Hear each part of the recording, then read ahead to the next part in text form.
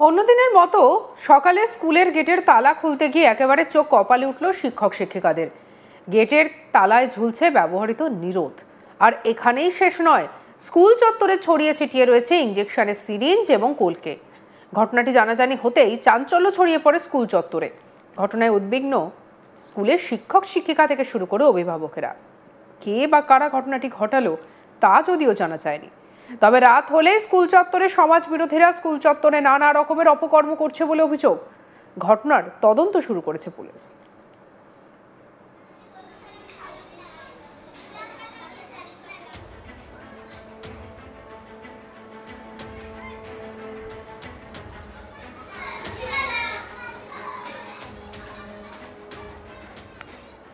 চাঞ্চল্যকর এই ঘটনাটি ঘটেছে আলিপুরদুয়ারের যশোডাঙ্গা নিম্ন বুনিয়াদী স্কুলে।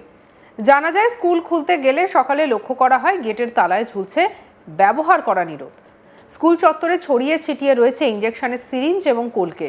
এই ঘটনায় স্কুলের পরিবেশ কলুষিত হচ্ছে বলে মনে করছেন শিক্ষক শিক্ষিকা থেকে শুরু করে অভিভাবকেরা। সূত্রের খবর, আলিপুরদুয়ারের ওই প্রাথমিক স্কুলের পড়ুয়ার সংখ্যা হচ্ছে 158। প্রাক প্রাথমিক থেকে পঞ্চম শ্রেণী পর্যন্ত পড়ানো হয় ওই স্কুলে। কিন্তু কে বা কারাই ঘটনাটি ঘটিয়েছে তা এখনো জানা যায়নি। তদন্ত শুরু করেছে স্থানীয় থানার পুলিশ। ঘটনার পরে এদের নির্ধারিত সময় থেকে 1.5 ঘন্টা দেরিতে শুরু হয় স্কুলের পঠন পাঠন।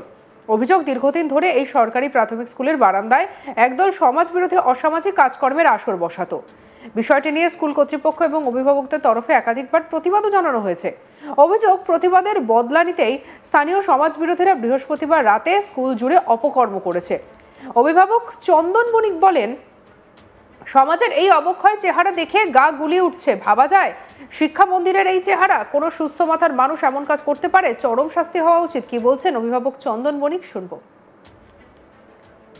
স্কুলে তো যে অবস্থা দেখলাম, এইসব পরিস্থিতি, যে এখানে হয়তো কিছু ওই কাজকর্ম করবার পরে বিভিন্ন ইঞ্জেকশনের সিরিজ এগুলা অফিসের দরজায় লাগানো আছে এবং সিরিজগুলো ওখানে ফেলানো, এরকম একটা পরিস্থিতি দেখলাম।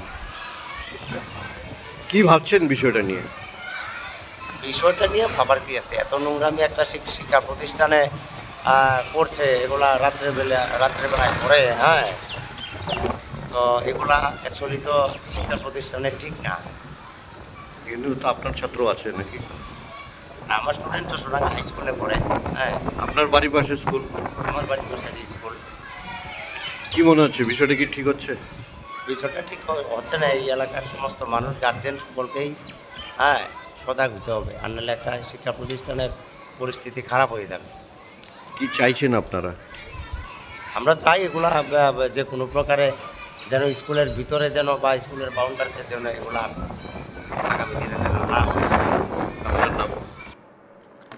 স্কুলের প্রধান শিক্ষক সুমন্ত সিংহ বলেন, শিক্ষকতা করতে এসে এমন দৃশ্যের সাক্ষী হতে হবে বর্ষেও কল্পনা করতে পারিনি। আমরা ঊর্ধ্বতন কর্তৃপক্ষ সহ পুলিশকে বিস্তারিতভাবে জানিয়েছি। জেলা বিদ্যালয় প্রাথমিক শিক্ষা সংসদের চেয়ারপারসন পরিতোষ বর্মন বলেন, খুবই লজ্জাকর এবং উদ্বেগের ঘটনা। আমি স্কুল কর্তৃপক্ষকে দ্রুত অভিভাবক সভা ডাকার নির্দেশ দিয়েছি। প্রয়োজনে আইনের সহায়তাও নেওয়া হবে। প্রধান শিক্ষক সুমন্ত সিংহ কি বলেছেন, শুনবো। যে আপনাদের স্কুলের মাঠে কিংবা বারান্দায় ইঞ্জেকশনের সিরিঞ্জ থেকে ধরে বিভিন্ন দ্রব্যাদি পাওয়া যাচ্ছে, ছাত্রছাত্রীরাও দেখছে, বিষয়টা কি একটু বলেন তো?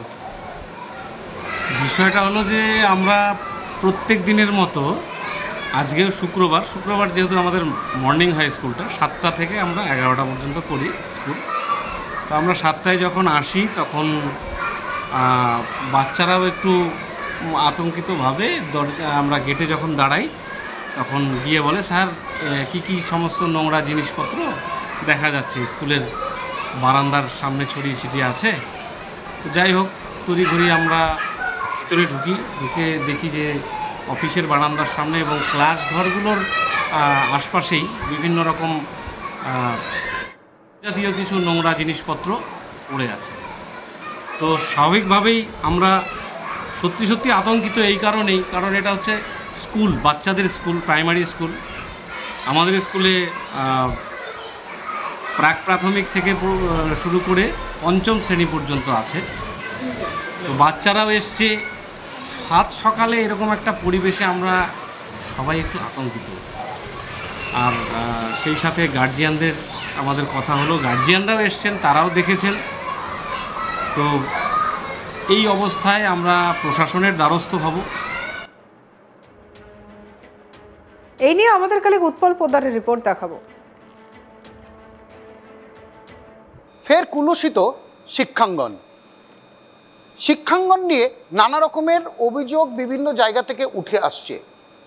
এবারও এক অভিযোগ উঠে এলো আলিপুরদুয়ার জেলার যশোডাঙ্গা জুনিয়র বেসিক স্কুলের যে ঘটনা ঘটল তা থেকে।